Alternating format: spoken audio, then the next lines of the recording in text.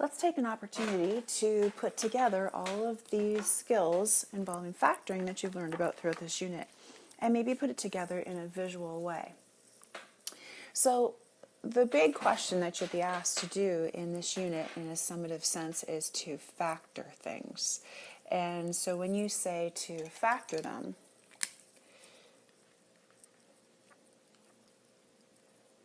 factor this. And we've alluded to a checklist of things that you would go through in trying to decide how to factor a combination of terms, some type of polynomial that you're given.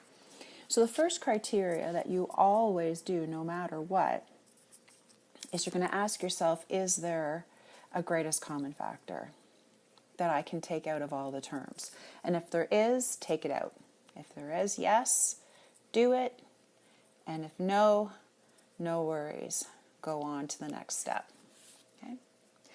The next thing that we learned about in the order of things that were studied in the unit was to look at what happens if you are left with then to factor a polynomial that has 4 terms.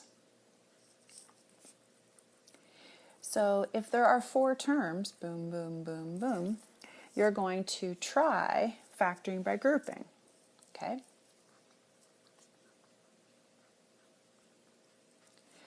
And factoring by grouping involves taking a pair of terms like this and a pair of terms like this, taking the GCF out of both of them, and then seeing what's left over. If you can factor by grouping, great. Then you're done. If you can't factor by grouping, then that's okay. You would simply say it is not further factorable, or not factorable any further. Might be a better way to say it. Okay, now if you got to here and you had done nothing up in the GCF area as well, you could actually just say as an answer that this particular polynomial is not factorable, and you could give a couple of reasons why. You could talk about there being no GCF and that you can't factor by grouping. Moving on in the sequence of our lessons, what happens then if you're left with a trinomial to factor? Well, in recent lessons, we inserted a step of running a little test on that trinomial to see, is it a perfect square trinomial, or I'm going to call it a PST for short. And so if it is a perfect square trinomial and it passes the 3-step process to be a PST, then you can go straight to an answer of the square root of the first term going here and here, and the square root of the second term going here and here. Or you might end up with negatives in between those 2 terms as well. And you'll know whether it's positive or whether it's negative here because of the sign of B.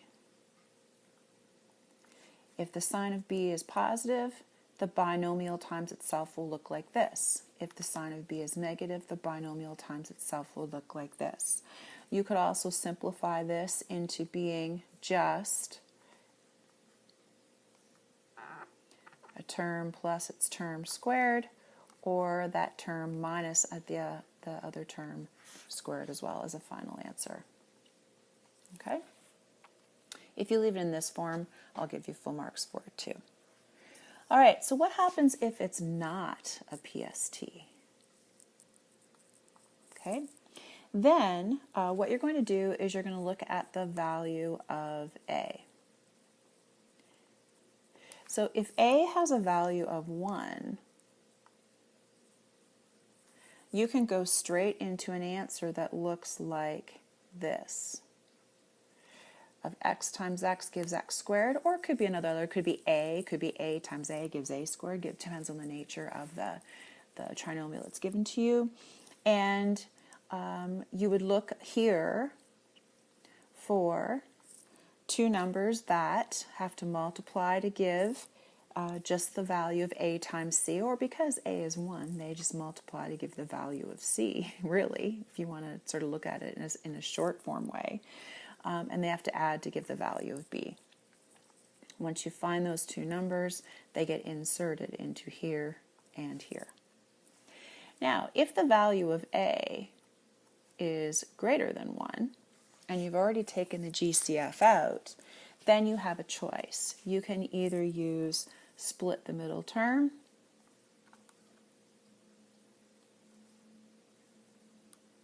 or you can use the Berry method to further factor that trinomial. And it doesn't matter which one you use, you will have to set up your thinking chart of two numbers that multiply to give a times c, and that add to give a value of b. And we looked at the differences, compared these two in a previous video. And remember, you don't have to do both. You can choose one of those methods that you like better. So our busiest factoring skills, or most of the tools in our factoring toolkit, result when we have a trinomial to factor. Okay, polynomial with 4 terms, not so bad. We concluded the unit by looking at, well, what if instead of 4 terms or 3 terms, what if you are left with a binomial to factor?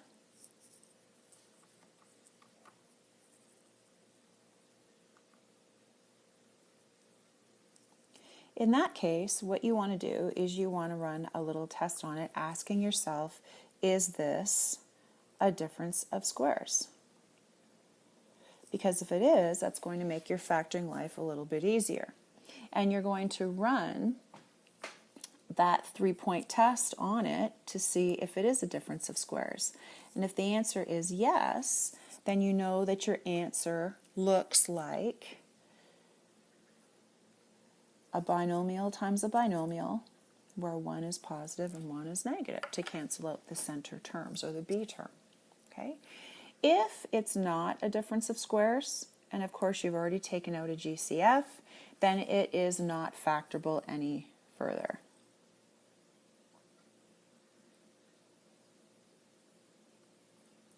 You've done all that you can in getting it down to its simplest form. So this looks a little hairy. You can definitely make it cleaner if you want to. You can say that this is useful. You might find this not useful, but in the past I've found that students, when they sort of see this flow chart and a series of questions to ask themselves, can eventually then get down to the final place of where they need to be. Okay, so again, this was sort of earlier in the unit, this was towards the middle of the unit, and this is how we finished off the unit. I hope it helps. If you want, while you're reviewing, create the flow chart and use it while you're practicing, but then eventually get to a point where you don't need it, because that will mimic the scenario that you'll have in summative assessments.